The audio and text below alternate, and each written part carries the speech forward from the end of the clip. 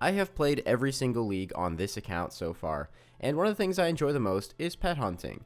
So far, I have a total of 6 pets, and I love going for them because this is the only thing that will actually stay with you from league to league. Unlike most rare boss items, pets actually do not have a boosted drop rate in the leagues, so there's still quite a bit of a grind to go for. But this video will not end until I obtain at least one pet. The montage you're about to see was actually originally supposed to be its own entire video, so as you guys can imagine, I put a lot of time into this concept. So if you enjoy the idea of pet hunting, please make sure to leave a like and some comments down below of pets you'd like to see me go for. Let's get into this. Ran over to the Chambers of Xeric. These are the relics that I use. Feel free to copy them. Oh great, Ice Demon. Hope I remember how to do Olm. Beat Olm and got the 1kc Dream Drop. Turns out it was Rigor. Insanely powerful prayer. Raid number 2, wish I had the Thrall Relic. Raid number 3, back to Zulrah, 25 million magic XP, got another Onyx. JK, I wanted a tier 4 fragment, so back to raids.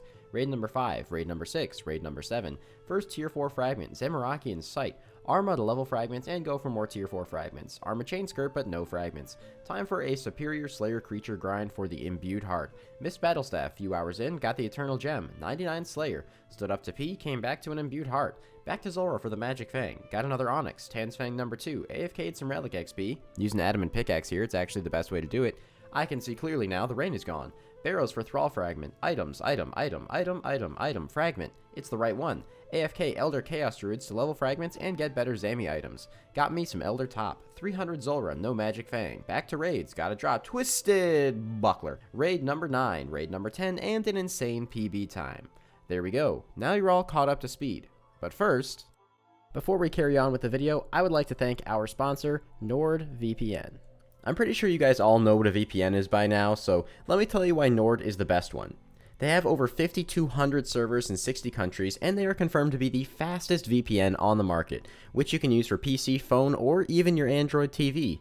And hey, maybe you're not too worried about getting hit offline, but you are worried about how much you're paying for games or streaming services where you can't even watch the stuff you want to see. Well, lucky for you, Nord can help out there as well. Using Nord, you can change your location and find numerous games and even streaming platforms for a lower price. Nord also encrypts all your traffic, so your ISP can't slow down your streaming speed. And since Nord is turning 10 this year, they have some special deals going on if you check them out right now. You can get a 2-year plan plus 1 month for free, and a special gift which can either be 1 month, 1 year, or 2 years of subscription time on top. This offer won't last forever though, so make sure you check it out now by clicking my link in the description, nordvpn.com/Dave. Well, the first boss I want to do is Scorpia. Now, Scorpia pet clocks in at only a 1 in 2,000 rate, which is still incredibly rare, but is nowhere near as rare as some of the other bosses, and should be pretty fast to kill, especially considering I can constantly assign myself Scorpion tasks. Now, I'm still not entirely sure if this is worth doing, because if I don't do this, I can probably just stay there indefinitely, but I feel like the extra 15% damage is going to be pretty worth constantly going back to the bank for. Strike that, it's 100% worth it to go for tasks here, and the reason for that is I can actually give myself the endless knowledge set effect, which means that I can constantly switch spellbooks. So if I'm using Ancients to freeze Scorpia, after the task is done, all I do is walk out of the cave, switch to Lunars, and then just NPC contacts my way into a new Scorpion task, so I don't have to keep running back to the bank. As for loot, bro, it's a temporary game mode. I'm just gonna ignore it, except for like rare items like Odium shards and stuff, just because I feel like having a collection of those would be pretty cool. I'm going to be changing up my relics a few times while I'm doing this until I find something that's optimal, so I'll let you guys know what I end up settling on. Hey, it's Big Dumb Idiot remembering that Dracon's Touch and Knife's Edge, bit counterintuitive to run both of those, isn't it? After thinking about it and finishing my first task here,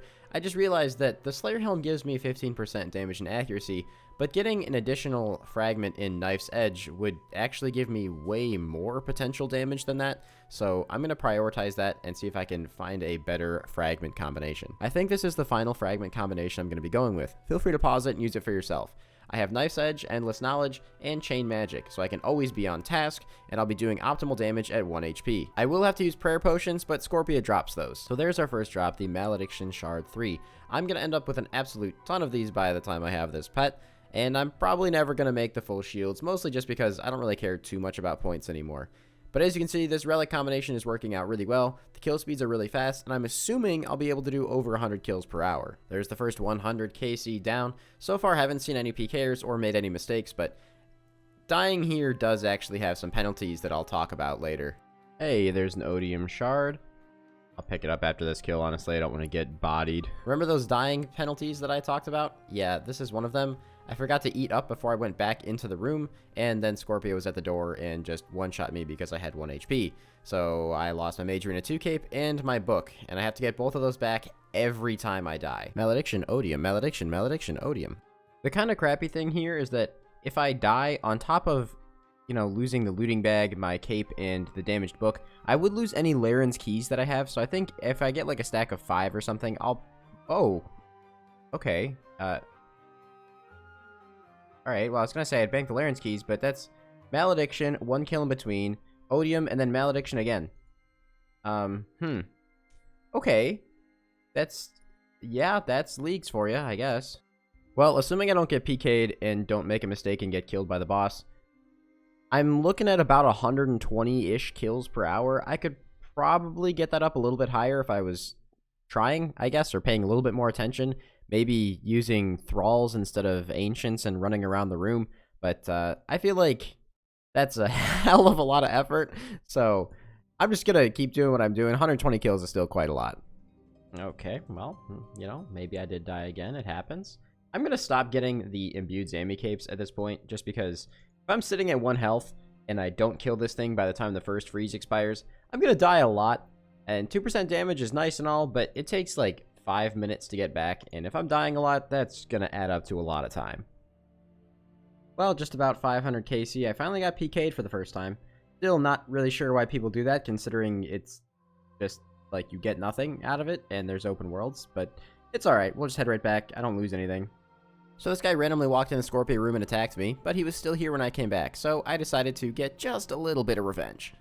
Just passed over 500 KC at Scorpio, which is 1/4 of the drop rate, so it's moving at least fairly quickly. I've done this first 500 KC in just 1 day, but admittedly, the time it takes when you get PK'd or die to some silly mistake or splashing a freeze, which doesn't happen often, but does happen, is really, really frustrating, so I don't know if I'm going to push myself to do more than 500 or 600 kills in a day. Just want to maintain the sanity, what little of it I have left. I've basically given up on the idea of ever making it out of here with any Laren's keys because my trips last forever, and whenever you die, even if it's a PVM death, you lose your Laren's keys. They turn into coins for some reason.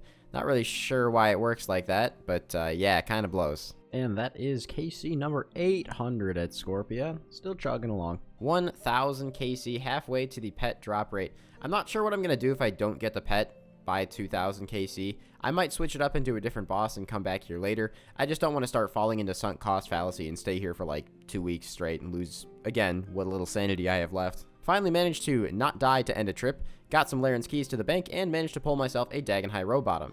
It was changed recently to make Dagon pieces actually count for the Zamorakian Sight fragment, so this is just an upgrade to the Elder Chaos robes. Okay, climbing even further, there is 1,500 at Scorpia KC. I actually am kind of curious if anyone else is doing this. I'm going to check my rank on the high scores pretty soon here, because, I don't know, man, maybe I'm rank 1. That'd be pretty cool. Oh god, I am really rank 1. The next person below me doesn't even have 1,000 KC. Alright.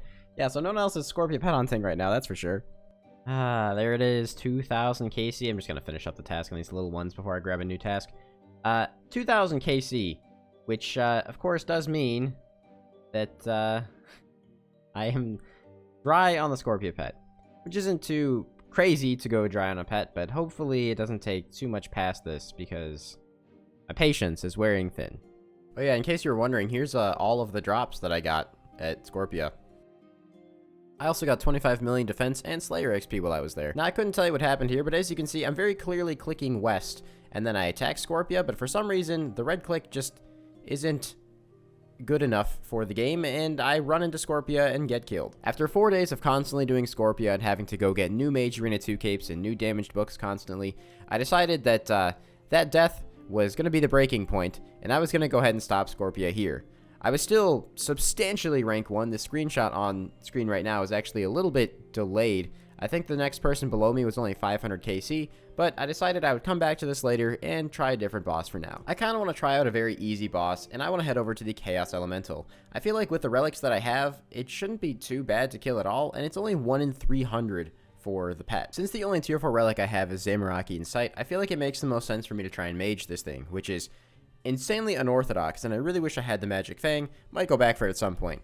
But I have Absolute Unit, Chain Magic, Dracon's Touch, and Fast Metabolism, so hopefully I can stay out here for decent lengths of time. Surprisingly, Mage is working pretty well, and this Thrall Relic is so overpowered for pretty much every boss. I would strongly encourage getting it to max level as soon as you can. Well, we're 10 kills in, and so far I have used pretty much no food, so this seems like it's gonna be pretty easy. It seems like my biggest issue with this boss is simply that other people keep coming here and hitting it, which is perfectly fair. They probably don't know that I'm hopping between two worlds, but yeah, it's a little frustrating. Including all the times that people are accidentally crashing me or tagging the Chaos Elemental, I'm getting about 40 to 50 kills per hour right now. It's definitely not bad. If there's no one out here, this would probably be well over 70 or 80 kills, even with magic. Oh, hey, there's a Dragon 2H.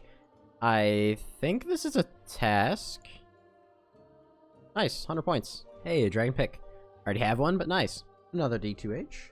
Another D2H. Here's another pick. Well, there goes 100 KC at Chaos Elemental. It is a 1 in 300 drop, so hopefully I won't be here too long. And honestly, the past hour, I haven't really run into anyone. I've gotten about 60 kills.